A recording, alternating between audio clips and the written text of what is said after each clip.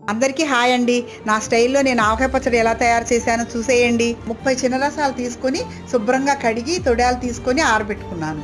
కావాల్సిన సైజులో ముక్కలు కొట్టించుకొని తర్వాత వాటిని కూడా శుభ్రంగా తుడుచుకోవాలి.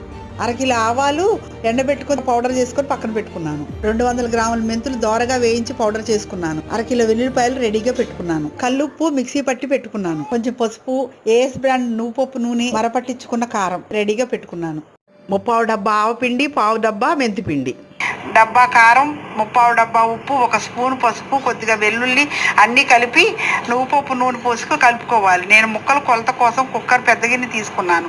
ఆ గిన్నెడు ముక్కలు పోసి బాగా కలుపుకోవాలి. తర్వాత మనం తీసుకునే డబ్బా కానీ జాడీ కానీ దాని అడుగున కొంచెం నూనె పోసి కలిపి ముక్కలన్నీ వేసుకోవాలి. చివరగా 3 వెల్లుల్లిపాయలు మిక్సీ చేసుకొని పచ్చడి పైన చల్లి మూత పెట్టుకొని 3వ రోజు తీసి బేసిన్లో వేసుకొని మొత్తం చక్కగా కలిపి జాడీలో పెట్టుకోవాలి. అంతేనండి, ఆంధ్ర ఆవకాయ పచ్చడి రెడీ అయిపోయింది.